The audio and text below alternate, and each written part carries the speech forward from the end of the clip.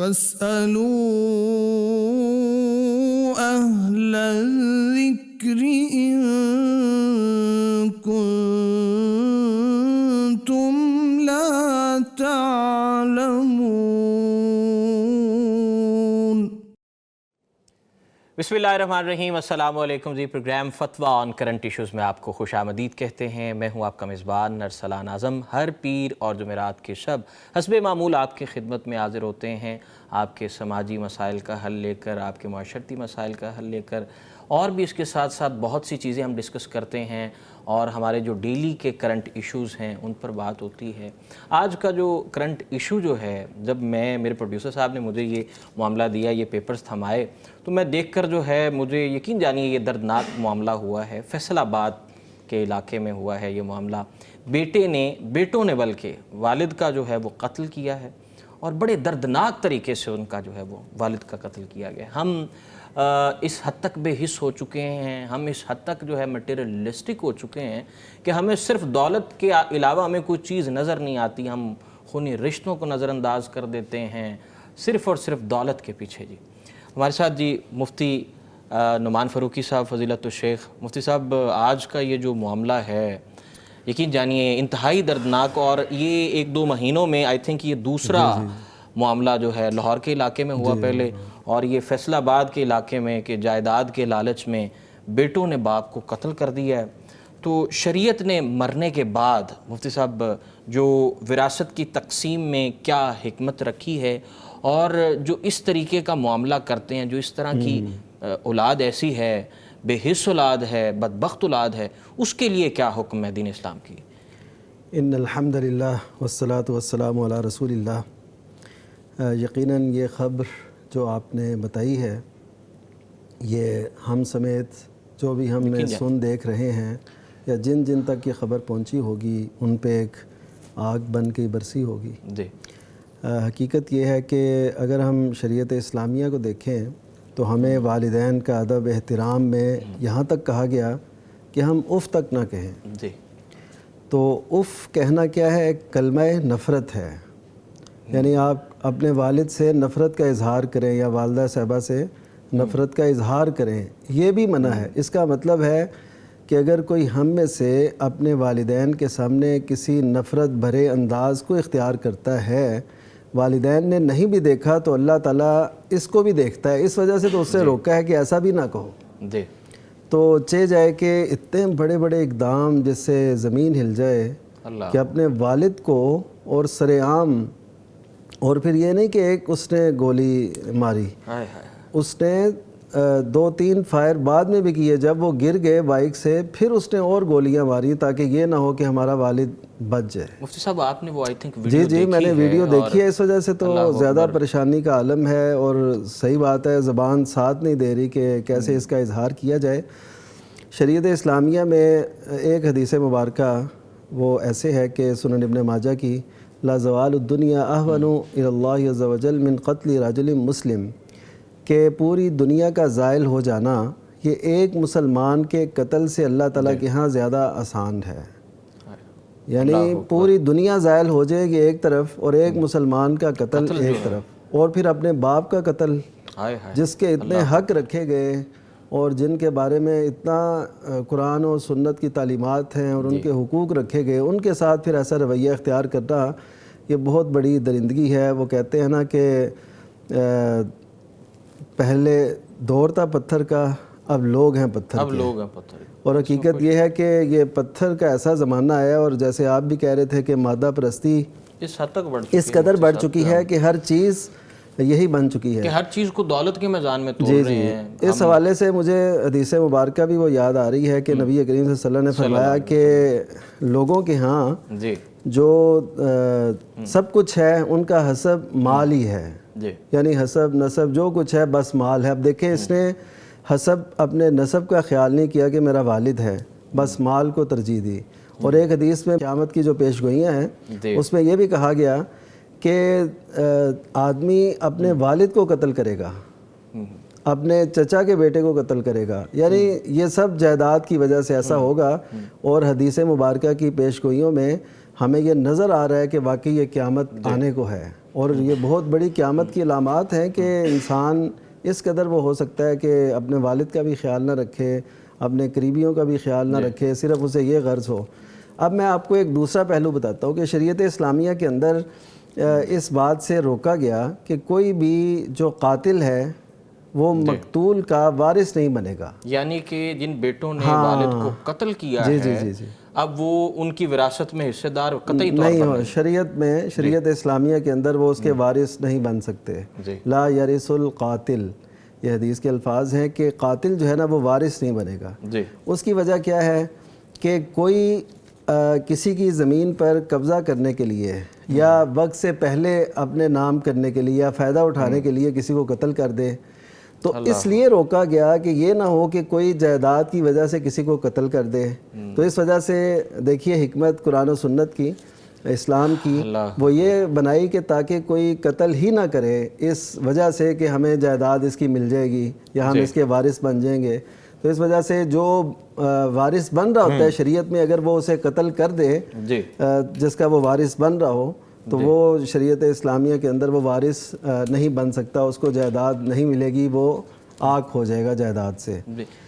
اچھا، اس میں اور بھی کئی پہلو دیکھنے کے ہیں کہ سب یہ جو ایک آگ کرنے والا جو بچوں کو آگ کر دیا جاتا ہے جائیداد سے، اس پہلو پہ بھی ذرا روشنی۔ ہاں، یہ آگ کرنا تو خیر شریعت میں جائز نہیں ہے۔ آگ میں اس معنی میں کہہ رہا ہوں کہ لوگ وراثت سے آگ کر دیتے ہیں نا، یعنی شریعت کی روح سے وہ وراثت میں حقدار نہیں بنے گا، لیکن یہاں جو نافرمان بیٹوں کو آگ کر دیا جاتا ہے یہ ٹھیک نہیں ہے، یہ بھی ٹھیک اور یہ بھی ٹھیک نہیں ہے۔ اگر ہم پہلو دیکھیں، میں ہو سکتا ہے کہ یہ جو والد جو قتل ہوئے، ہو سکتا ہے انہوں نے جائیداد میں کوئی غلط تقسیم کی ہو، کوئی ایسی بات کی ہو، باتیں واضح ہوں گی، عدل و انصاف بھی کہیں ہو سکتا ہے ایسے معاملات ہوں، کیونکہ بچوں کو بھی اس بات سے بڑا یعنی ایک غصہ آتا ہے، یا ایسے کہہ لیں کہ وہ اپنے جذبات کو کنٹرول نہیں رکھتے جب وہ والدین کی طرف سے غیر عادلانہ رویے دیکھتے ہیں۔ ہو سکتا ہے ایسی کوئی بات ہو، لیکن اس کا حل یہی نہیں تھا، یہ حل نہیں تھا، یہ تو بد نصیب بچے ہیں جنہوں نے یہ ایسا اور اسی طرح ہم دیکھیں، اگر ہمارے ہاں یہ بھی رجحان ہے ایک کہ ہم جو ہے نا وراثت وقت سے پہلے تقسیم کرتے ہیں۔ وہ کیسے کہ اب جیسے یہ والد ہیں، ان کے بارے میں آ رہا ہے خبروں میں کہ انہوں نے اپنے بیٹوں کو جائیداد تقسیم کر دی، ہو سکتا ہے ان کو پوری نہ ملی، اور جیسے خبروں میں آ رہا ہے کہ وہ کچھ مزید بھی چاہتے تھے کہ جو باقی انہوں نے کچھ رکھا ہے نا وہ بھی ہمیں دے دیں، اور غالباً انہی دکانوں کا کرایہ لے کے وہ جا رہے تھے، تو رستے میں انہوں نے ایسے کیا۔ تو اب اس سے یہ پتہ چلتا ہے کہ جائیداد کی جو تقسیم ہے، جو شریعت نے بتایا کہ جب انسان فوت ہو تو اس کی جائیداد تقسیم ہو، تو اس کا مطلب ہے ہمیں اسی ضابطے پہ چلنا چاہیے۔ اگر جو لوگ پہلے تقسیم کر دیتے ہیں، میں نے اکثر ان کو پریشان ہی دیکھا اپنی اولاد کے ہاتھوں، ان کو روتے دیکھا، ان کو نالاں دیکھا، ان کی بے عزتی اور بے توقیری اولاد کے ہاتھوں میں نے دیکھی کسی معاشرے کے اندر۔ تو اس وجہ سے ہمیں چاہیے کہ ہم شریعت کے تمام امور پہ عمل کریں اور اولاد میں عدل کریں۔ اس کا میں آپ کو ایک مثال دیتا ہوں بڑی شاندار۔ نبی کریم صلی اللہ علیہ وسلم کے دور میں ایک صحابی، ان کی بیٹی آئی تو انہوں نے اس کو ایک طرف بٹھا لیا، بیٹا آیا تو اس کو چوما بھی اور اپنی گود میں بٹھا لیا۔ اب شریعت کی دیکھیے لطافتیں اور باریکیاں وہ کیا ہیں کہ نبی کریم صلی اللہ علیہ وسلم ارشاد فرماتے ہیں، فما عدلت بینہما، تو نے ان دونوں کے درمیان عدل نہیں کیا۔ تو عدل میں یہاں تک ہے کہ اگر اس کو بوسہ دیا ہے تو اس کو بھی دو، اس کو گود میں بٹھایا تو اس کو بھی بٹھاؤ۔ تو اس وجہ سے جب ان معاملات میں بھی عدل کا حکم ہے تو جائیداد اور تقسیم میں کس قدر عدل یہ نہیں ہے کہ برابری، عدل یہ ہے کہ جس کا جو حق بنتا ہے، جو شریعت نے رکھا ہے، اس کو وہ اس کا حق دینا ہے۔ جو بیٹی کا حق ہے، جو بیٹے کا حق ہے، جو بیوی کا حق ہے، جس کا حق بنتا ہے وہ اسے دیا جائے۔ تو اگر ہم ان سارے امور کو اپنے پیش نظر رکھیں تو یقین کیجئے کہ یہی ہماری جو ایسی خبریں ہیں، اس کی بجائے یہ خبریں آئیں کہ بیٹوں نے والد کو یہ دیا، ایسے توقیر کی، ایسے ان کی عزت کی، ہمارے معاشرے سے ایسی مثالیں ہوں۔ پھر اگر ہم حدیث نبی کو دیکھیں تو نبی کریم صلی اللہ علیہ وسلم نے اس نیکی کو بہت بڑی نیکی قرار دیا کہ آدمی والد کے دوستوں کے ساتھ اس نے سلوک کرے۔ والد کے ساتھ تو کرنا ہے نا، ان کے دوستوں کے ساتھ ہاں جی، اس نے سلوک کرے، تو یہ ابر البر، یعنی نیکیوں میں سے بڑی نیکی یہ ہے۔ لیکن آپ دیکھیے کہ والد کے ساتھ ایسا سلوک اور ایسا رویہ اور ایسا جو ہے یہ ایک بہت بڑی جو ہے نا بگڑی ہوئی صورتحال کی نشاندہی ہے، اور ایسے تسلسل سے واقعات ان دنوں میں خصوصاً دیکھنے کو مل رہے ہیں، اور اس سے یہ پتہ چلتا ہے کہ ہم مادہ پرستی کی طرف بہت زیادہ ہیں، ہمارے اندر دین اور دین کا ذوق اور اللہ کا ڈر، اس کا خوف اور دینی تعلیمات سے آگاہی یہ کچھ بھی نہیں ہے۔ ایک مسلمان کا قتل بہت بڑا گناہ ہے، اور حدیث کے مطابق انسان اگر نیک کیوں نہ ہو، صالح ہو، لیکن جب وہ کسی کا قتل کر دیتا ہے تو وہ پھر ان نیکی کے معاملات سے پیچھے ہٹ جاتا ہے، رک جاتا ہے۔ اچھا مفتی صاحب، یہ کہاں گیپ کہاں ہے؟ والدین کہیں اچھے سے پیرنٹنگ نہیں کر پاتے بچوں کی، یا آپ کیا سمجھتے ہیں سربراہ کا جو ہے وہ بہتر ہونا، سربراہ کا اتھارٹیٹیو ہونا، اور وہ بیلنس اور وہ عدل و انصاف والا جو ایلیمنٹ آپ ذکر کر رہے تھے، تو کہاں سپیس کہاں پائی جا رہی ہے، خلا کہاں پائی؟ سپیس تو میں جو سمجھتا ہوں کہ آج ہم نے دنیا کو بہت بڑا بنا لیا اپنے سامنے، کہ جیسے ہم نے ساری زندگی یہاں رہنا ہے، اور پتہ نہیں کتنی لمبی ہماری زندگی ضروریات کی لمبی فہرست، خواہشات کی فہرست، یہ سب سے زیادہ تو میں سمجھتا ہوں اس دور میں یہ چیز ہے۔ اب انہوں نے بھی پیسوں کے لیے ایسا کیا نا، یا تقسیم کے لیے، یا جو وہ چاہتے تھے وہ نہیں مل سکا انہیں، تو ایسے کیا۔ اب پیچھے وجہ جو آپ کو نظر آئے گی وہ دنیا ہے، تو دنیا کا جو اتنا بڑا ہوا اپنے اندر بنا لینا ہے اور آخرت کو بالکل بلا دینا ہے، یہ ایک بہت بڑا جرم ہے۔ تو اس کا مطلب ہے کہ سب سے پہلے ہمارے اس معاشرے کے اندر فکر آخرت اور اگلی جو زندگی ہے اس کے حوالے سے بہت زیادہ اویئرنیس ہونی چاہیے، شعور ہونا چاہیے، اس پہ یقین ایمان کوٹ کوٹ کے بھرنا چاہیے۔ دوسرا یہ کہ جب اولاد کے ساتھ عدل کریں، ان میں کوئی ایسا نہ رہنے دیں، اسی طرح جائیداد کو اپنی زندگی میں تقسیم نہ کریں، وہ اسی طرح ہو جس طرح شریعت کے اصول ہیں، ہر کوئی یعنی ہر ایک کو پتہ ہو کہ یہ شرعی تقسیم ہوگی، اس میں کوئی بھی کمی بیشی نہیں ہو سکتی، تو پھر ایسے اقدام کی ضرورت پیش نہ آئے۔ اور پھر یہ ہر سطح پہ ہونا چاہیے، یعنی مساجد سے بھی اور مکاتب سے بھی اور سکولز، کالج، یونیورسٹیز، ان سب میں یہ جو ہے نا ایک پورے طریقے کے ساتھ تربیت دینی چاہیے کہ والدین کا، بڑوں کا، اساتذہ کا بڑا حق ہے، بڑا احترام ہے۔ تو ایسے جو جرائم ہیں یہ یقیناً معاشرے کی عکاسی کرتے ہیں اور معاشرے میں کہ بتاتے ہیں کہ معاشرہ کس طرف جا رہا ہے۔ تو اللہ تعالیٰ ہمیں ایسے حالات سے اور ایسی آزمائشوں سے ہم میں سے ہر ایک کو بچا کے رکھے کہ یہاں تک بات پہنچے۔ آمین جی۔ ہم یہاں پہ میسیج بھی یہ ڈسیمینیٹ کرنا چاہیں گے کہ ہمیں گھروں کا جو ماحول ہے، بے شک ضروریات جتنی بھی وسیع ہوں، ہمیشہ سے مفتی صاحب ضروریات کے بھی پیر وہ بڑھتے ہی جاتے ہیں اور ہمیشہ چادر سے باہر ہی رہے ہیں، تو کوشش کرنی چاہیے کہ ہمیں جو ہے وہ بچوں کو بیلنس رکھنے کی، اعتدال اور جو ہے خواہشات بیلنس رکھنے کی ضرورت ہے۔ شرعی سوالات کی جانب بڑھتے ہیں جی۔ ایک سائلہ پوچھ رہی ہیں کہ مجھ سے میری پالتو بلی اچانک مر گئی، تو میرے اوپر کیا کفارہ ہے یا میں کیا کروں؟ اچھا، یہ ہے ایک تو کسی پالتو جانور کا آپ کے ہاں مر جانا، جی، تو اس خود سے جو فطری موت ظاہر ہے جس کی لکھی ہے، کوئی پرندہ ہے، کوئی جانور ہے، اگر وہ اپنی موت خود مر جاتا ہے تو یہ تو کوئی جرم نہیں ہے، اس کا کچھ وہ گناہ نہیں ہے۔ لیکن اگر کوئی بلی ہو یا کوئی اور پالتو جانور جو گھر میں رکھے گئے ہیں ان کا خیال نہ رکھا ہو، اور خصوصاً ان پہ کوئی ظلم کیا ہو، جیسے نبی کریم صلی اللہ علیہ وسلم نے فرمایا کہ ایک عورت ایک بلی کی وجہ سے وہ جہنم میں گئی، ایک بلی کی وجہ سے، اور اس کی وجہ کیا بنی کہ اس نے اس کو روکے رکھا، باندھ کے رکھا، تاکہ وہ یعنی جیسے کسی کمرے میں بند کر دینا یا ایسی، تاکہ وہ کچھ کھا پی نہ سکے، کوئی چیز نہ لے سکے، تو اس نے اس کو بند رکھا، تو وہ اسی حالت میں مر گئی، تو اللہ تعالیٰ نے اس جرم کی وجہ سے اسے جہنم میں داخل کیا۔ اور اس کے برعکس ایک عورت کا یہ واقعہ بھی ہے، یہ بھی صحیح بخاری میں ہے، وہ بھی صحیح بخاری میں ہے، کہ اس نے کتے کو پانی پلایا۔ ایک مرد کا واقعہ وہ علیحدہ ہے، ایک عورت کا واقعہ ہے، اس نے بھی ایسے ہی اس کو پانی پلایا، اپنے دوپٹے کے ساتھ وہ پانی پلا کے نا اس سے جوتا باندھ کے اور پانی پلایا، اور اللہ تعالیٰ نے اس کی قدر کی اور اسے جنت دے دی، تو یعنی اس کے گناہ معاف کر دیے۔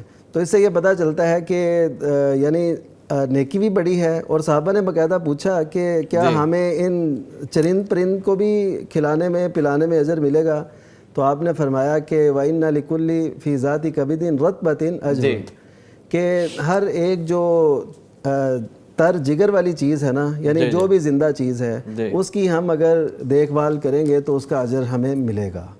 تو اس وجہ سے ہمیں چاہیے کہ ہم کسی جرم میں شریک نہ ہوں. ویسے اگر وہ فطری موت کوئی مر جاتی ہے اپنی کوئی چیز، جیسے ہم یہ پالتو جانور وغیرہ رکھتے ہیں، تو اس میں کوئی جرم نہیں ہے. کوئی جرم نہیں ہے جی. اللہ تبارک و تعالیٰ سب کے لیے آسانیاں فرمائے، اور انسانوں کے ساتھ ساتھ جانوروں کے ساتھ بھی ہمیں اس نے سلوک کی جو ہے وہ توفیق عطا فرمائے. مفتی صاحب، اس عورت کی وجہ سے یہ جن کا یہ بلی پالنے والا معاملہ تھا، تو ان کی اپنی غفلت کی وجہ سے بلی فوت ہو جاتی، مر جاتی، تو پھر اس کا کیا؟ نہیں، غفلت تو نہیں، غفلت بھی اتنا جرم نہیں ہے، کیونکہ ظاہر ہے انسان ہے، اس کو اپنی بھی توبہ ضروریات بھی کی جا سکتی ہے، مطلب توبہ کا ضروریات ہے، لیکن یہ غفلت اس نوعیت کی ہو کہ اس میں اس کے یعنی کوئی ظلم کا عنصر شامل ہو، تو پھر وہ گناہ ہے. تو بہرحال ایسا کوئی ہو اگر غفلت برتی ہو، پھر توبہ کر لینی چاہیے کہ ہاں جی، تاکہ انسان کے اندر نا ایک نرمی ہو کہ یہ ہر ایک کے لیے یہ نہ کہے کہ میں نے زیادتی کر، اس سے کیا فرق پڑتا ہے، یہ ہمارے معاشرے میں عام ہے، یہ کون سا میں نے کیا ہے. تو اس کی بجائے یہ ایلیمنٹ ہونا چاہیے کہ ہم وہ توبہ کی طرف آئیں، استغفار کریں، تاکہ ہمارے دلوں کے اندر نرمی پیدا ہو. یہ دلوں کی سختی بھی ایک بہت بڑی بیماری. جی اچھا جی محمد اکرم صاحب ہیں جی ہمارے ساتھ، ایک کالر ہیں جی. السلام علیکم ورحمۃ اللہ. وعلیکم السلام. کیا حال ہیں جی؟ کیسے مزاج ہیں جی؟ آپ کو الحمدللہ خوش آمدید کہتے ہیں جی اکرم صاحب. جی کیا جاننا چاہیں گے؟ میں پوچھنا یہ چاہ رہا ہوں، غیر مسلم کو زکوٰۃ لگ سکتی ہے؟ کیا چیز؟ خیرات لگتی ہے یا صدقہ لگتا ہے؟ کس کو صدقہ؟ غیر مسلم کو صدقہ یا خیرات؟ ہاں خیرات. غیر مسلم کو. جی بہت شکریہ جی، آپ ہمارے پروگرام کا حصہ بنے. جی مفتی صاحب، غیر مسلم کو صدقہ یا خیرات؟ جی اس میں جو قرآن مجید میں اللہ تعالیٰ نے 8 مصارف بیان کیے ہیں، ان میں ایک ہے والمؤلفۃ قلوبہم، کہ اسلام کی الفت پیدا کرنے کے لیے ان پہ کوئی خرچ کرنا. تو اس میں زکوٰۃ بھی خرچ کی جا سکتی ہے. اس کے 2 ہیں حصے کہہ لیں، یا 2 پہلو ہیں اس کے. اس میں ایک پہلو تو یہ ہے کہ کوئی نان مسلم ہے تو آپ اس کو زکوٰۃ یا صدقہ خیرات دیتے ہیں کہ یہ اسلام کے قریب آ جائے. دوسرا یہ ہے کہ کوئی نیا مسلمان ہوا ہے تو اس کے دل میں اسلام کی محبت مزید پیوستہ کرنے کے لیے، ڈالنے کے لیے اس کو وہ دی جائے، ہدیۃً بھی دیا جا سکتا ہے اس کو موٹیویٹ کرنے کے لیے. تو یہ دونوں صورتوں میں یہ جائز ہے. اور تالیف قلب کے لیے، یعنی آپ کے ذہن میں پیچھے یہ بات ضرور ہونی چاہیے کہ اسلام کی دعوت اور اسلام کی خوبیاں اور اسلام کے اوصاف اس کے سامنے رکھنے کے لیے میں ایسا کر رہا ہوں، تاکہ وہ آپ کی نیت جو ہے نا یہ بن جائے. نہ یہ کہ محض یہ ہو کہ ہم اسے دے رہے ہیں تو ہمارے کسی کام آئے گا یا ایسا ہوگا، یہ نہ ہو. عمومی طور پہ آج کل ہوتا تو ایسے ہی ہے. ہاں، یہ تو نیو مسلمس کو بھی ہم تبھی دیتے ہیں جب ہمارا ان کے ساتھ کوئی مقصد ہو. تو یہ جو ہے نا، اس وجہ سے دیکھیے کہ ہمارے وہی بات آ گئی کہ ہم ہر چیز میں اپنے مقاصد دیکھتے ہیں. تو ایسا کوئی عنصر نہ ہو، یہ ہو کہ ہم نے اس لیے دینی ہے تاکہ اسلام کی محبت اس کے دل میں جاں گزی ہو. تو یہ بہت بڑا ایک فائدہ ہے. نبی کریم صلی اللہ علیہ وسلم نے جب جیرانہ میں تقسیم کی غنائم حنین کے بعد، تو تب آپ نے 9 مسلموں کو جو ابھی مسلمان نہیں ہوئے تھے اور جو مسلمان ہو چکے تھے، بڑا ان کو نوازا، 100 اونٹ دیے ان کو. تو اس کا مطلب ہے کہ دے سکتے ہیں صدقہ خیرات، جب زکوٰۃ دے سکتے ہیں، غنیمت دے سکتے ہیں، تو پھر صدقہ خیرات بھی دے سکتے ہیں. صدقہ خیرات بھی دی جا سکتی ہے، اور اللہ تعالیٰ کی رضا کے لیے جو بھی کام کیا جائے اس کا جو ہے ڈیفینیٹلی جو ہے وہ اجر و ثواب بہت زیادہ ہے. مفتی صاحب، خواتین گھر سے باہر نکلتی ہیں، اس صورت میں مختلف قسم کی خوشبو لگائی جاتی ہے. ویسے دین اسلام تو کہتا ہے کہ گھر جو ہے وہ خاتون کے لیے بہترین اور محفوظ مقام ہے. تو اگر گھر میں خاتون خوشبو لگا لیتی ہے، اور خوشبو لگانے کے یہاں پر جی کالر ایک ہیں جی السلام علیکم ورحمۃ اللہ. جی السلام علیکم ورحمۃ اللہ. کون کہاں سے؟ جی میں مسعود بات کر رہا ہوں سیالکوٹ سے. جی مسعود صاحب ویلکم جی آپ کو اپنے پروگرام میں. میرا مولانا صاحب سے سوال یہ تھا توبہ کے بارے میں. جی توبہ کے بارے میں. جی توبہ کے بارے میں دیکھیں، ہمارے پاس قرآن پاک میں کچھ آیات ہیں، کچھ احادیث میں بھی روایات ہیں، اور کچھ معاشرے میں نا کچھ سنی سنائی باتیں بھی ہیں. جی بالکل. اب دیکھیں سیدھی سی بات ہے، ایک تو یہ کہ ولیس توبۃ للذین، وہ کیا سوال کرتے ہیں کہ جب دو موت سامنے آ جائے. مختصر سی بات یہ ہے کہ توبہ کی قبولیت کا وقت جو کم از کم کیا ہے، کہ یہ بھی روایت ہے کہ اگر آپ جان بلب ہیں، آپ کے حلق میں بھی جان ہے، تو آپ کی توبہ قبول ہو جائے گی. توبہ کی قبولیت کی شرط کیا ہے یہ مولانا سب سے پلیز توبہ بتا کی دیجیے گا. قبولیت کی شرط کیا ہے؟ جزاک اللہ جی. السلام علیکم. جی وقت کیا ہے جی؟ بہت شکریہ جی، آپ ہمارے پروگرام کا حصہ بنے. جی مفتی صاحب سوال تو آپ نے سنا ہوگا. جی بڑا اچھا سوال ہے اور یہ ہر ایک کی ضرورت بھی ہے. اور اس سے پہلے بھی ایک سوال اسی نوعیت کا آیا ذاتی، وہ کوئی پوچھ رہے تھے. تو اصل میں ایسا ہے کہ جب بھی انسان سے گناہ ہو جائے تو اس کو توبہ کی طرف آنا چاہیے. یعنی گناہ ہو جانا اتنا بڑا جرم نہیں ہے جتنا توبہ نہ کرنا جرم ہے. جی بالکل ایسا. اور حدیث کی روشنی میں کہ خیر الخطائین التوابون، کہ بہترین خطا کار یعنی خطا کار اور بہترین وہ ہیں التوابون، جو توبہ کرنے والے. اللہ تو ان اللہ یحب التوابین، اللہ تعالیٰ توبہ کرنے والوں کو پسند کرتا ہے. یہ یعنی دیکھیے کہ گناہ کیا اس نے، لیکن اللہ نے یہ نہیں کہا کہ میں تو اس سے نفرت کر رہا ہوں، اور محبت کر رہا ہے کہ اس گناہ پہ وہ توبہ کر رہا ہے. تو یہ بہت پیارا ہے. اس کی تو خیر بہت تفصیل ہے، لیکن جو ان کا اصل سوال ہے نا اس کی طرف آتے ہیں. وہ کہتے ہیں کہ توبہ جو ہے وہ کب تک ہو سکتی ہے؟ یعنی کیا آپ موت کے فرشتے کو دیکھ لیں تو توبہ آپ کی قبول ہوگی؟ تو بات یہ ہے کہ نبی کریم صلی اللہ علیہ وسلم کے ارشاد کے مطابق جو صحیح مسلم میں ہے کہ ان اللہ یقبل توبۃ العبد ما لم یغرغر، کہ اللہ تعالیٰ اس وقت تک بندے کی توبہ قبول کرتا ہے جب تک اس کی روح حلق میں نہ آ جائے. یعنی کیا مطلب؟ جب روح نکلنے لگتی ہے نا تو وہ اس رستے سے نکلتی ہے، منہ کے رستے. جی بالکل. تو اس کی جب تک یہ حالت نہیں نہ ہوتی تو تب تک اللہ تعالیٰ بندے کی توبہ قبول کرتا ہے. جب وہ موت کے فرشتے کو دیکھ لے، جب وہ یہ روح اس کی نکلنی شروع ہو جائے اور پھر اس کو پتہ چلے کہ اچھا میں تو اب گیا، تو اب توبہ کرے گا تو اس کی کوئی اہمیت نہیں ہے. بالکل اسی طرح صورتحال ہے جب فرعون نے دیکھا تھا نا اپنی موت کو، تو اس نے کہا تھا کہ آمنت برب موسیٰ و ہارون، کہ میں موسیٰ علیہ السلام اور ہارون علیہ السلام کے رب پہ ایمان لاتا ہوں. تو اللہ تعالیٰ نے فرمایا کہ اب تو ایسا کر رہا ہے اور اس سے پہلے تو جو کرتا رہا. تو اس کا مطلب ہے کہ موت کے فرشتے کو دیکھنے سے پہلے یا جب آپ کی یا کسی کی روح جب حلق تک پہنچتی ہے اس سے پہلے اگر توبہ کر لے انسان تو اس کی توبہ اس وقت تک بھی قبول کی جاتی ہے. لیکن جب موت کو اس نے دیکھ لیا، روح نکلنی شروع ہو گئی، تو اس کے بعد پھر توبہ کی کچھ اہمیت نہیں ہے. ایسے سمجھ لیں کہ اس لمحے سے پہلے تک اگر ایک آنسو بھی نکلتا ہے تو اس کی اللہ تعالیٰ کے ہاں بہت قدر ہے کہ جہنم کی آگ حرام ہو جاتی ہے. اور اس لمحے کے بعد اگر وہ اپنا آپ سارا بھی قربان کر دے تو اس کی کوئی اہمیت نہیں ہے. یہ لمحوں کی بات ہے. اور میں آپ کو بتاؤں کہ شیطان ہمیشہ یہ دھوکہ دیتا رہتا ہے کہ ہم گناہ کرتے جاتے ہیں، توبہ کر لیں گے، اور توبہ کو اس لیے ٹالتا رہتا ہے کہ ابھی زندگی بہت پڑی ہے. اور اسی طرح زندگی کی شام ہو جاتی ہے. رب کریم ہم سب کو توبہ کرنے کی اور بر وقت توبہ کرنے کی توفیق عطا فرمائے اور ہدایت عطا فرمائے. جی یہاں وقت ہوا ہے جی ایک بریک کا. بریک کے بعد آ کے یہیں سے کنٹینیو کرتے ہیں. فاسألوا أهل الذكر إن كنتم لا تعلمون.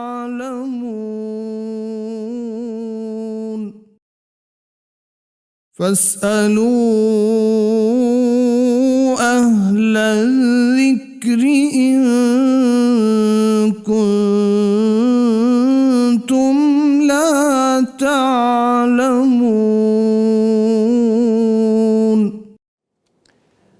ویلکم بیک جی. پروگرام میں ایک بار پھر آپ کو خوش آمدید کہتے ہیں. اکثر اوقات خواتین گھر سے باہر نکلتی ہیں، for the sake of shopping جاتی ہیں، یا اس کے علاوہ بھی اور بھی کوئی ہاؤس ہولڈ ایسینشلز لینے کے لیے باہر جاتی ہیں. اسی دوران خوشبو، مفتی صاحب چند خواتین تیز خوشبو کا استعمال جو ہے وہ خواتین میں بہت زیادہ بڑھ گیا.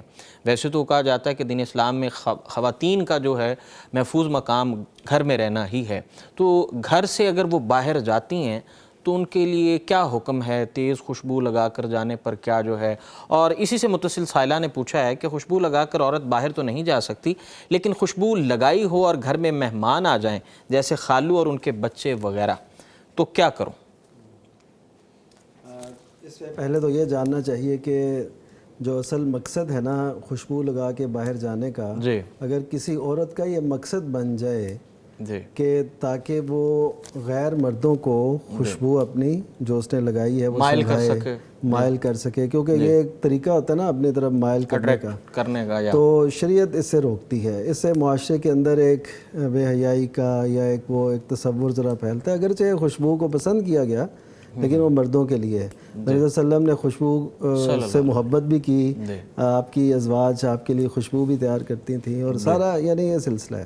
لیکن عورتوں کے لیے وہ خوشبو ایسی جس سے مہک آئے، خوشبو آئے، وہ لگا کے باہر جانے سے، اور اس لیے منع ہے کہ اس سے غیر محرم سونگے ہیں، یعنی انسان عورت کے ذہن میں یہ بات بھی ہو کہ غیر محرم سونگیں گے وہ متاثر ہوں گے، تو یہ پیچھے سوچ ہی جو ہے نا یہ غلط ہے، اپریسیشن والا۔ جی یہ سوچ غلط ہے۔ اچھا اب جیسے انہوں نے سوال کیا بڑا اہم ہے، ظاہر ہے وہ خاتون وہ کہتی ہیں باہر تو ہم ایسے نہیں جاتے، لیکن ہم نے لگائی اب گھر آ گئے ہیں اور ہیں بھی وہ غیر محرم۔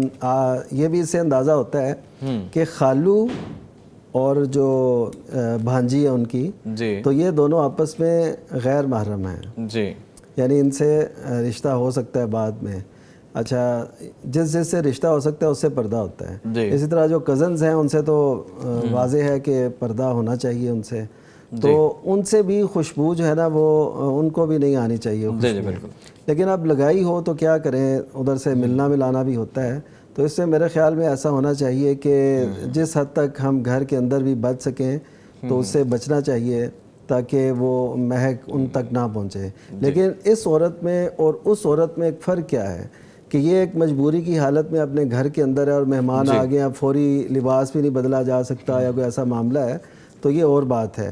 اب وہ جو عورت ہے وہ اسپیشلی نکلی کہ میں ادھر جاؤں گی، ادھر میں نے جانا ہے، ادھر سے گزرنا ہے، ادھر آفس ہے، تو لوگ میری خوشبو سے متاثر ہوں، بلکہ ایسے ڈیمانڈ کی جاتی ہے کہ ایسی پرکشش خوشبو ہونی چاہیے۔ تو ان دونوں کے جو سوچ اور فکر کی وجہ سے ان دونوں کے اعمال میں ایک فرق ہے، تو اسی وجہ سے ہم یہ کہیں گے کہ اگر وہ فوری طور پر چینج کر کے لباس اور وہ غیر خوشبو والا پہن لے تو یہ زیادہ اچھا ہے۔ اگر نہیں ایسے ہو سکتا تو چونکہ اس کے مقاصد میں یہ بات شامل نہیں تھی تو اس کو اس کا گناہ نہیں ہوگا، یعنی کہ ان کو علم نہیں تھا، ان کی انٹینشنز جو ہے وہ اب یہ تو نہیں ہو سکتا کہ اپنے خالو ہوں یا اپنے کزنز ہوں تو ان کو بیٹھک میں ڈرائنگ روم میں یا کہیں اور بٹھایا جائے، انہوں نے گھر میں ہی آنا ہوتا ہے، تو اس وجہ سے ان کے سامنے باپرد رہ کے اور جو ہے خوشبو محدود کر کے یا پھر اگر چینج کر سکتی ہیں تو وہ کر لیں، تو اس پہ کوئی حرج والی بات، اس پہ کوئی حرج نہیں ہے۔ یہاں پر ایک کالر ہیں جی، السلام علیکم ورحمۃ اللہ۔ السلام علیکم جی کیسی ہیں میری بہن، ٹھیک ہیں آپ؟ خیر خیریت سے ہیں؟ ہاں جی ٹھیک ٹھاک۔ آپ کو اپنے پروگرام میں خوش آمدید کہتے ہیں جی، ہاں جی کیا جاننا چاہیں گی؟ جی میں نا سیالکوٹ سے، میری بہن ہے وہ بڑی دشمن بن گئی، لڑائی جھگڑے ہمارے گھر میں بڑی بندش ہے، شادی نہیں ہو رہی، تو بڑی پریشانی ہے، تو اس وجہ سے مجھے حل بتا دے، پڑھائی بتا دے کچھ۔ اللہ تعالیٰ آپ پر آسانی فرمائے جی۔ مفتی صاحب وہی ایلیمنٹ کے جو ہے شفاقیت اور بے حسی والا ایلیمنٹ، بلڈ ریلیشنز بھی جو ہے وہ خون سفید ہو چکے ہیں، تو اس پر جی اس میں ایک تو معاملہ یہ بھی ہے، دوسرا یہ ہے کہ اچھا جو ہم بات کر رہے تھے نا پہلے غیر عادلانہ رویے، جی غیر عادلانہ رویے، تو اس کے اثرات اولاد پہ بھی پڑتے ہیں۔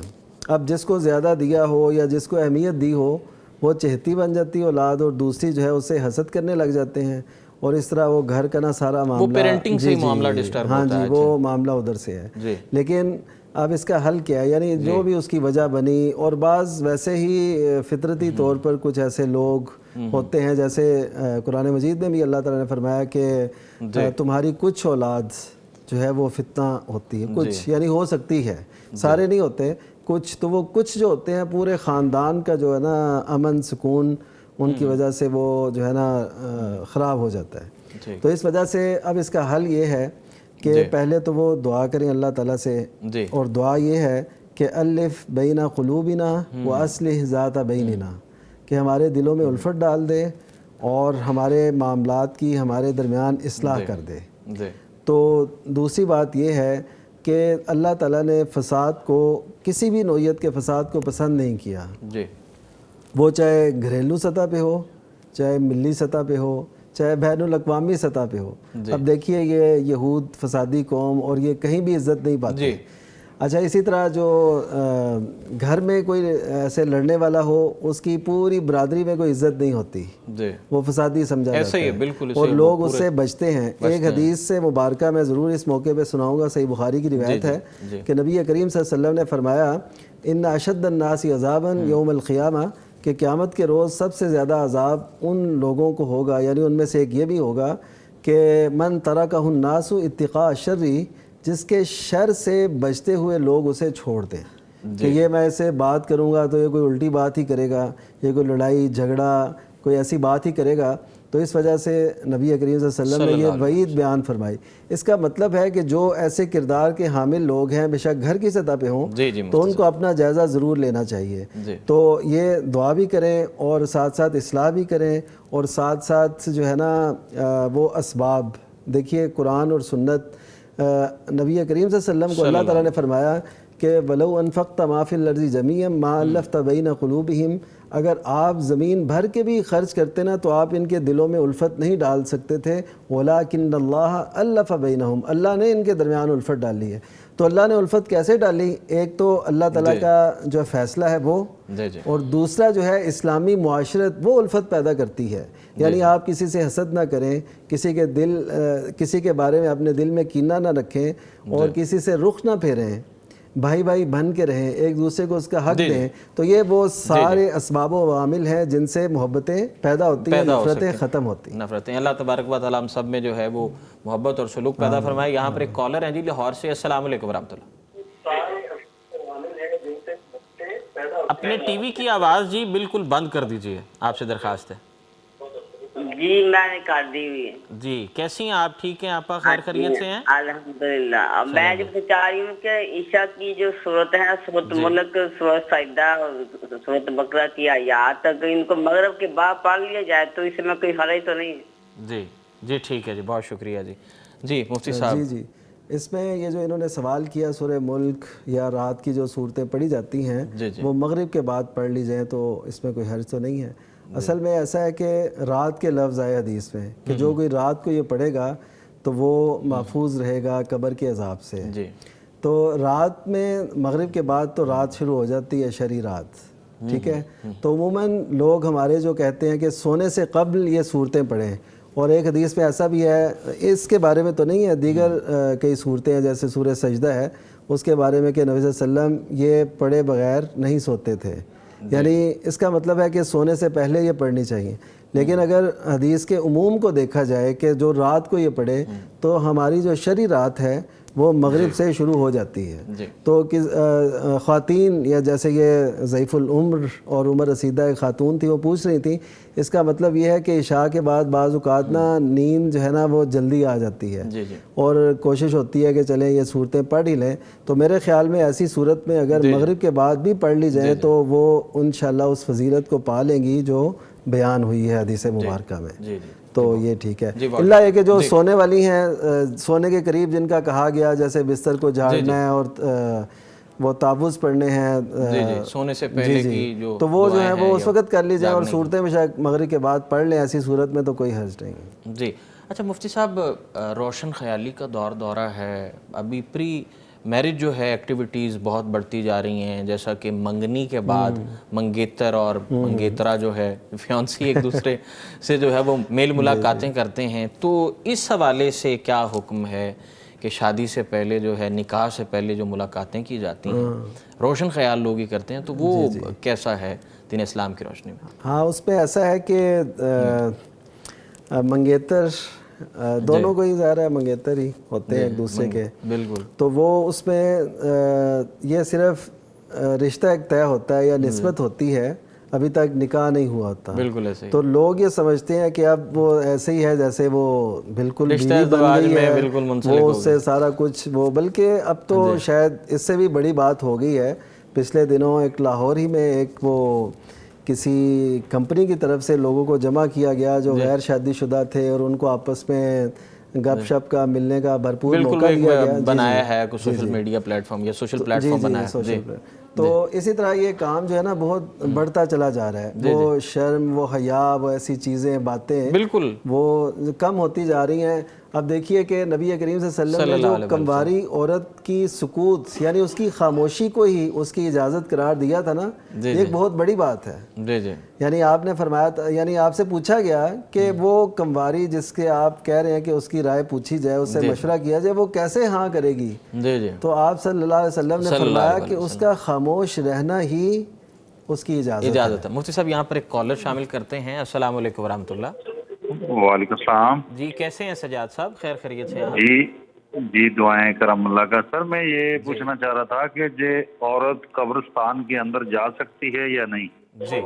جی ٹھیک ہے جی، بہت شکریہ جی پروگرام میں شامل ہونے کا. جی مفتی صاحب خواتین کا قبرستان میں جانے کے حوالے سے کیا حکم ہے؟ صحیح بخاری کی روایت ہے، جی نبی کریم صلی اللہ علیہ وسلم قبرستان سے گزر رہے تھے جی، تو ایک عورت وہاں پہ بیٹھی رو رہی تھی، اور وہ رہی تھی اپنے بیٹے کی قبر پہ. تو نبی کریم صلی اللہ علیہ وسلم گزرے تو آپ نے اسے تنبیہ کی کوئی الفاظ سے، تو وہ کہنے لگی کہ وما تبالی بھی مصیبتی، کہ آپ کو میری مشکل کا کیا پتہ. جی جی اچھا اسے نہیں پتا تھا نبی کریم صلی اللہ علیہ وسلم ہے، اس نے ویسے بات کہہ دی. اس کو بتایا گیا کہ نبی کریم صلی اللہ علیہ وسلم نے تمہیں ایسا کہا تھا اور تم نے نبی صلی اللہ علیہ وسلم سے ایسا کہا ہے. یقین کیجئے اس کو اپنے بیٹے کا غم بھول گیا. اب اس کو یہ غم لگ گیا، اچھا میں نے نبی کریم صلی اللہ علیہ وسلم سے اس لہجے میں بات کی ہے. وہ آپ کی خدمت میں حاضر ہوئی اور وہ کہتی ہیں کہ میں جب گئی تو وہاں پہ کوئی دربان نہیں تھا. یعنی ایسا وہ ایک دربار تھا جس پہ کوئی دربان نہیں تھا اور دنیا بھر سے وہ بہتر دربار تھا. تو نبی کریم صلی اللہ علیہ وسلم جو ہے نا، یعنی اس سے یہ پتہ چلا کہ آپ نے اسے یہ نہیں روکا کہ تم یہاں کیا کر رہی ہو، بلکہ اس کے رونے کو فرمایا اور یہ فرمایا. پھر آپ نے اس موقع پہ جب وہ واپس آئی نا، تو پھر بھی آپ نے اس بات کا اظہار نہیں کیا، تم نے خیال ہی نہیں رکھا، تمہیں ایسا کرنا چاہیے تھا، بلکہ عفو درگزر کی ایک زندہ مثال قائم کی. اور ساتھ یہ فرمایا کہ انما الصبر عند الصدمۃ الاولی، صبر وہی ہوتا ہے جو صدمہ پہنچتے وقت ہو.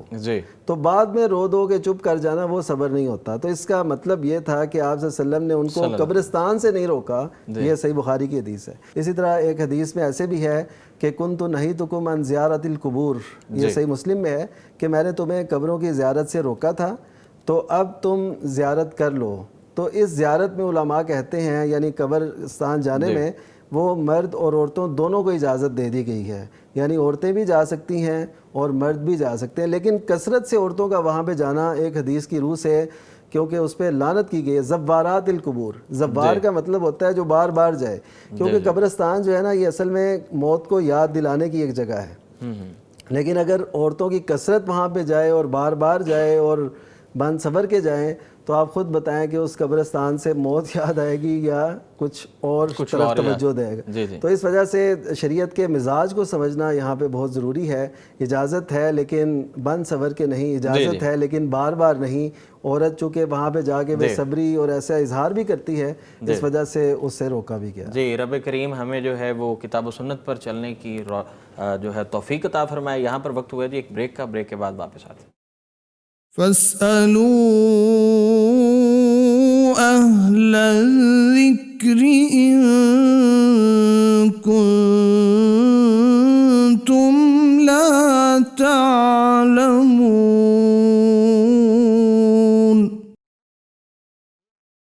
فاسألوا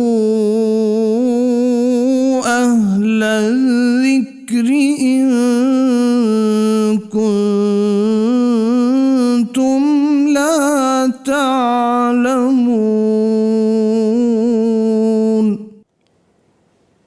ویلکم بیک جی. پروگرام میں ایک بار پھر آپ کو خوش آمدید کہتے ہیں. پیر اور جمعرات کی شب جو ہے فتویٰ آن کرنٹ ایشوز آپ کی خدمت میں ہم لے کر حاضر ہوتے ہیں.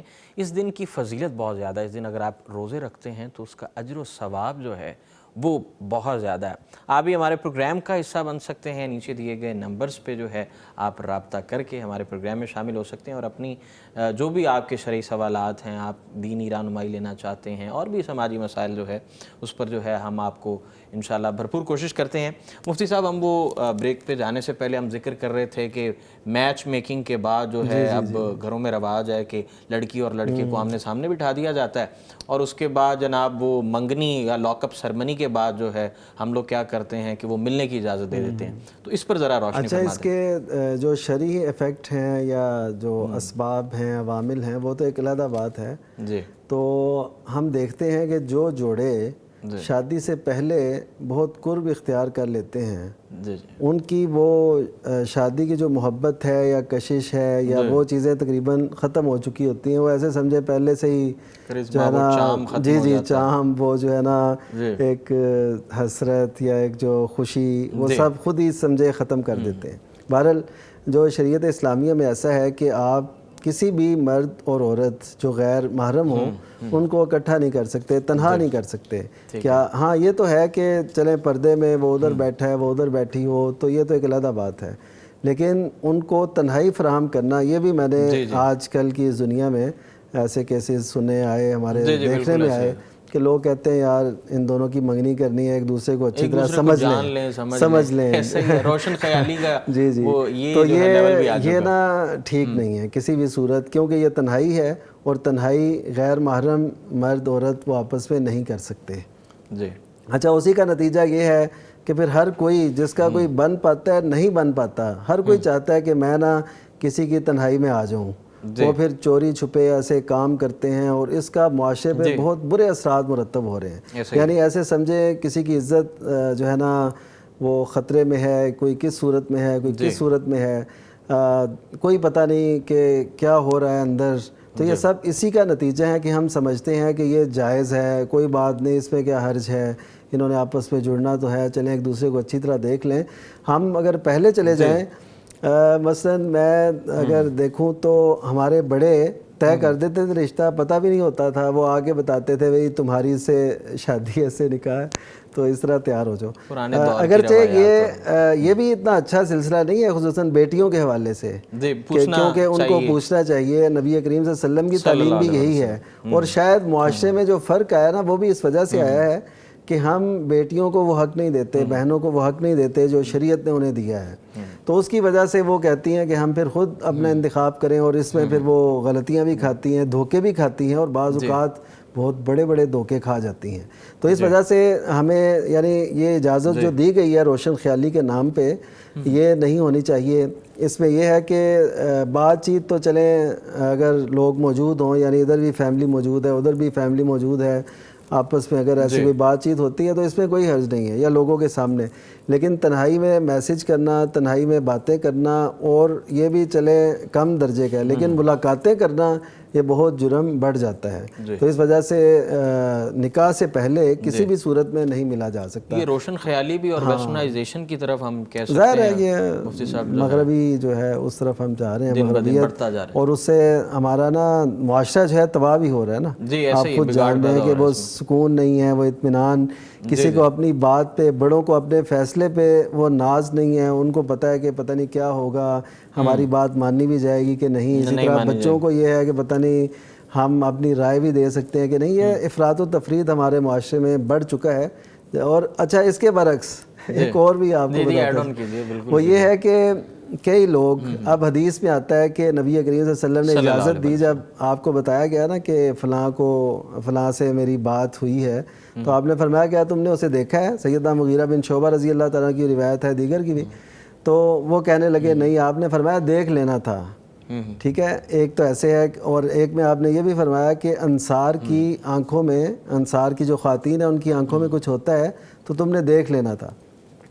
تو اس کا مطلب یہ ہے کہ دیکھنا جائز ہے، لیکن کئی ایسے قدامت پسند ہیں، قدامت پسند کہہ لیں، یا اپنے رسوم و رواج یا اپنے آئیڈیاز کے اتنے پابند ہیں کہ وہ دیکھنے بھی نہیں دیتے۔ لیکن دیکھنے میں فرق ہے کہ اگر آپ رشتہ طے کر لیں اس کے بعد دیکھیں، یہ نہیں کہ آپ اس کو بھی دیکھتے رہیں، اس کو بھی اور اس کو بھی، اور نظریں اٹھا کے دیکھتے ہی رہیں، اور پھر کہ ہاں جی اس میں یہ ہے کہ اس سے دیکھنا ہے جس سے آپ چاہتے ہیں کہ رشتہ ازواج منسلک ہو، وابستہ ہو، اسے آپ دیکھ سکتے ہیں۔ یہ نہیں کہ ہر ایک کو دیکھیں اور پسند کرتے رہیں، یہ بھی نہیں ہے، اس کا بھی ایک غلط مفہوم لیا گیا ہے۔ اللہ تعالیٰ جی ہم سب کے لیے جو ہے وہ آسانی فرمائے۔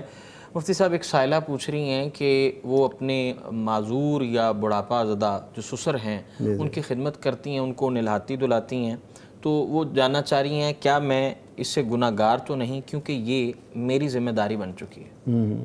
अच्छा, बाज़ औक़ात ऐसे होता है कि जो है बेटियों में से कोई भी, ज़ाहिर है जो हक है वो बेटों का होता है, और बेटों की जो बीवी है वो बहू है इसकी, डेफिनेटली, और ये बहू और ससुर का जो बाहमी ताल्लुक़ है ये ऐसे ही है जैसे बाप और बेटी का ताल्लुक़। जी बिल्कुल, ये ऐसे है, बिल्कुल। यानी शरीयत में इसको ये एहतराम दिया गया है। बल्कि अगर बेटा फोत भी हो जाता है तो ये जो बहू है और ससुर है इनका आपस में निकाह नहीं हो सकता। जी जी, तो जिनका आपस में निकाह ना हो सकता हो वो महरम के मकाम पे होते हैं। जी बिल्कुल। और महरम जो रिश्ते हैं इनका आपस में ऐसा कोई भी काम, और खुसूसन जब वो इतने माजूर हों, वो खुद कुछ ना कर सकते हों, बेटी कोई पास ना हो, तो ज़ाहिर है फिर बहू ने करना होता है। तो इस मजबूरी की सूरत में और इस हालत में अगर वो ऐसा करती हैं, और ये जैसे मैंने बताया कि ये ऐसे रिश्ता है जैसे बाप और बेटी का रिश्ता है, तो इसमें वो अगर वो उनको नहलाती धुलाती हैं और ज़रूरत के पेश नज़र जो भी मसाइल पेश आते हैं बुढ़ापे के आलम में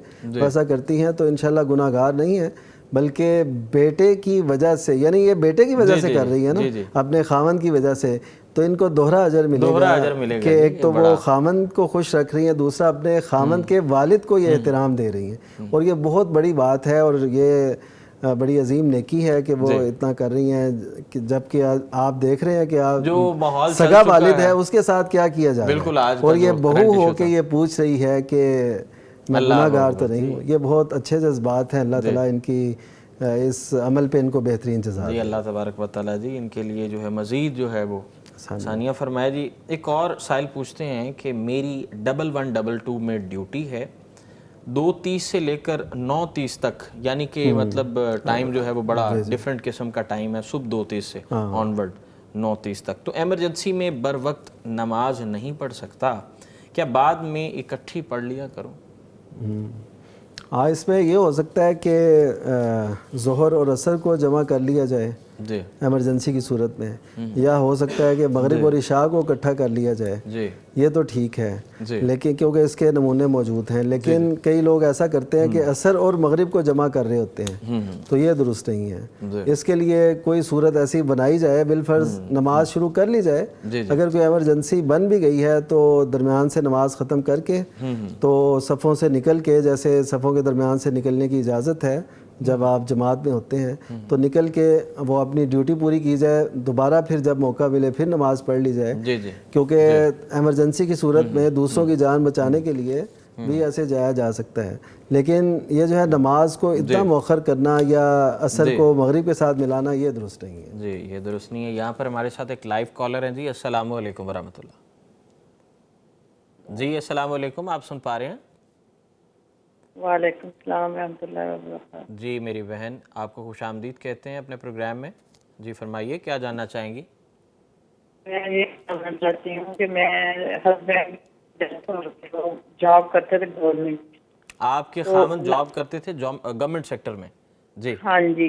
तो वो बच्चे नहीं है हमारे जी। उनको जो ग्रेजुएटी मुझे मिली है, मैंने पहले भी सवाल किए थे। जी, एक बार आप प्रोग्राम में शामिल हुए थे जी। हाँ जी, मुझे वजारत से तो जवाब नहीं मिला था। जी जी जी। ग्रेजुएटी में उनके भाइयों का हिस्सा बनता है, बहन भाइयों का कि नहीं?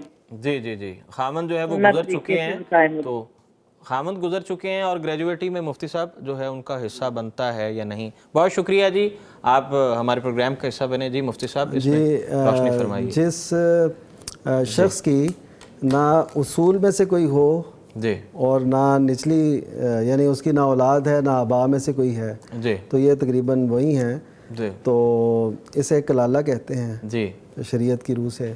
तो इसमें ये होता है कि इनकी जो बीवी हैं उनका जितना हिस्सा बनता है वो उसमें से लेंगी जी। और यानी कि ये साइला जिन्होंने सवाल पूछा है, हाँ जी, ये उनकी बीवी हैं, ये उनकी बीवी हैं जी। इनका 1/4 इनका हिस्सा है, 1/4 हिस्सा है जी जी जी, वो लेंगी। ठीक है। और इसके बाद जो है वो जितना बचेगा जी वो जाहिर है उनके भाइयों की तरफ जाएगा, भाइयों की तरफ जाएगा, और जो बहन भाई हों उनके अंदर वो तकसीम हो भाइयों का। और वो भी भाइयों के पास इख्तियार है कि वो बहनों को देते हैं या नहीं देते? नहीं, वो शरीयत ने दिया है, शरीयत ने जी जी। बहन भाई दोनों उसमें शरीक होंगे जी। तो वो यानी कि 1/4 हिस्सा इन मोहतरमा को मिलेगा, ये जो है इनकी अहलिया जो चले गए मरहूम, और बाकी का जो हिस्सा है वो बाकी जी भाइयों को जाए, क्योंकि जो शरीयत ने हिस्सा मुकर्रर किया ना ایک تو یہ ہے کہ جو حصہ جس کے لیے مقرر کر دیا گیا ہے اس میں اضافہ نہیں کیا جا سکتا. دوسرا یہ ہے کہ جس کا حصہ مقرر ہے اس کے حق میں وصیت نہیں کی جا سکتی. اب یہ نہیں کہہ سکتے کہ جی یہ چونکہ میری بیوی ہے اس کو یہ بھی دیں حصہ اور اس کے ساتھ ساتھ یہ بھی دینا, ایسا نہیں ہے. وہ وصیت کسی اور کے حق میں کی جا سکتی ہے.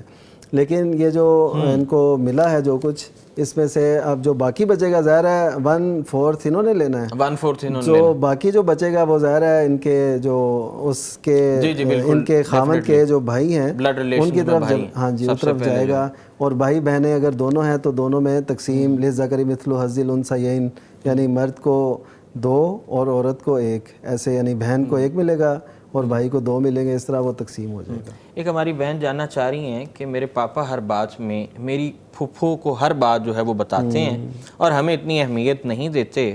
پھپھو بھی ہماری بے عزتی کرتی ہیں اور اسی وجہ سے ہمارے گھر کے حالات ٹھیک نہیں ہیں. تو شرعاً اس میں کیا رہنمائی ہے ہمارے کے لیے؟ یعنی کہ وہی مفتی صاحب جو عدل و انصاف والا ایلیمنٹ اور رشتوں کے درمیان جو توازن ہے, اور مختصراً اس کو فرما دیجیے. جی اس میں بس یہی ہے کہ ہمارے ہاں جو خاوند ہے یا مرد ہے یہ اصل میں مناسب رویہ اختیار نہیں کرتا, جس کی وجہ سے نا اس کو چاہیے کہ اپنے والدین کو ان کی حیثیت دے, بیوی کو بھی اس بات پہ لائے. اچھا پھر اپنے بچوں کو اہمیت دے تاکہ وہ بچے اس سے بدظن نہ ہوں. اچھا اسی طرح جو اپنے سسرال ہیں ان کو وہ اہمیت دے. تو اگر یہ توازن قائم رکھے تو بڑے اچھے رشتے چلتے ہیں اور اچھے نپتے ہیں. لیکن ہمارے ہاں یہ ہوتا نہیں ہے. تو یہ جو ہے عموماً یہ ان گھروں میں ہوتا ہے جن مرد حضرات کے جو رشتہ دار ہیں, جو اپنے ان کے رشتہ دار ہیں, ان کی انوالومنٹ زیادہ ہو جاتی ہے, ان کی انوالومنٹ زیادہ ہو یا وہ زیادہ امیر ہوں اور یہ کچھ غریب ہو, تو یہ کہتا ہے چلو یار مجھ سے یہاں سے کچھ مل نہیں رہا ہے نا, اس کا رجحان اس طرف ہو جاتا ہے. تو کوئی سسرال کی طرف سے اگر لیتا ہو تو اس کا رجحان اپنے سسرال کی طرف زیادہ ہو جاتا ہے. وہ کہتا ہے کہ میرے بہن بھائیوں نے مجھے کیا دیا ہے, تو اس کا رجحان جو ہے سسرال کی طرف. تو اس کا مطلب ہے سب سے بڑی بات ہے خود اعتمادی اور خودداری, جو شریعت ہمیں سکھاتی ہے کہ اپنے آپ پہ آپ جو ہے نا اپنے جو سورسز ہیں, ذرائع ہیں, اس پہ آپ رہیں اور غنا اپنے اندر پیدا کریں. تو یہ پیسوں کے ساتھ ساتھ بندہ بھی کچھ نہ کچھ اس طرف راغب ہوتا رہتا ہے. تو یہ بھی شاید اسی وجہ سے ہے. تو اس کو ختم کریں اور جو اولاد کو اس کا حق دیں کہ اولاد بہترین سرمایہ ہے. تو یہی آپ کی زندگی ہے اور یہی کام آنے والے عموماً لوگ ہوتے ہیں. اللہ تعالیٰ ہم سب کے لیے آسانیاں فرمائے اور عدل و انصاف کرنے کی توفیق دے. مفتی صاحب بہت شکریہ آپ کا. ہمارے پروگرام کا وقت جو ہے وہ ختم ہو چکا ہے جی. ہمیں اور ہماری ٹیم کو دیجیے اجازت. فتویٰ آن کرنٹ ایشوز ایک بار پھر جو ہے پیر اور جمعرات کی شب آپ کی خدمت میں حاضر ہوگا انشاءاللہ. ہمیں دیجیے اجازت. اللہ نگہبان. فاسألوا أهل الذكر إن كنتم لا تعلمون.